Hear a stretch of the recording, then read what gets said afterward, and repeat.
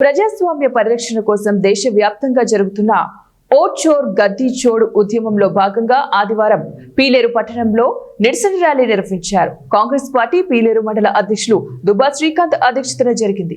ఈ కార్యక్రమానికి ముఖ్య అతిథిగా పీలేరు నియోజకవర్గ ఇన్ఛార్జ్ భారీరెడ్డి సోమశేఖర్ రెడ్డి పాల్గొన్నారు. బిఆర్ అంబేద్కర్ సర్కిల్లో ఆయన విగ్రహానికి పూలమాలలు వేసి నివాళులర్పించారు. అనంతరం కేంద్ర ప్రభుత్వానికి వ్యతిరేకంగా నినాదాలు చేస్తూ 4 రోడ్ల కూడలి వరకు ర్యాలీ నిర్వహించారు.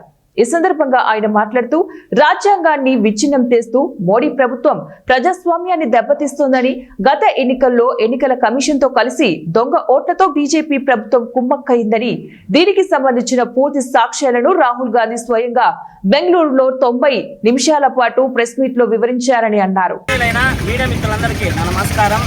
ఈ రోజు దేశంలో ఎక్కడ ఒక టీ కొట్టు దగ్గర కాడి నుంచి, ఒక పార్లమెంట్ దగ్గర కాడి నుంచి, ఒక షాప్ దగ్గర నుంచి, పేదవాడి నుంచి ఉన్నత వర్గాల వరకు ఒకటే చర్చ నడుస్తుంది. అది ఏంటంటే ఓట్ల దోపిడీ.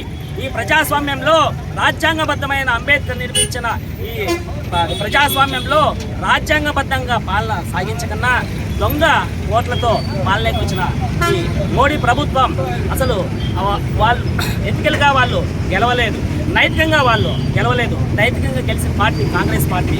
బీహార్లో తీసుకుంటే 60 లక్షల పైచిలుకు ఓట్లు, దొంగ ఓట్లు తేలింది. అదేవిధంగా మన బెంగళూరులో తీసుకుంటే 1 లక్ష పైన దొంగ ఓట్లు తెలిసింది. With evidence. ఆయన ఊరికనే ఏదో నోటి మాటలతో కాదు, పేపర్ మీద ఎవిడెన్స్ చూపించినా కూడా ఈజీ కనిపించుకోవట్లేదు. బెంగళూరులో, కర్ణాటకలో ఒకే ఫ్లాట్లో ఒక వందల ఈ దొంగ ఓట్లంతా కూడా తేలినాయి. అదేవిధంగా ఒక వ్యక్తికి ఒకే ఓటు అని మన రాజ్యాంగం చెప్తుంది. కానీ ఈ మోడీ ప్రభుత్వంలో ఒక వ్యక్తికి 4-5 చోట్ల 4-5 ఓట్లు ఉన్నాయి.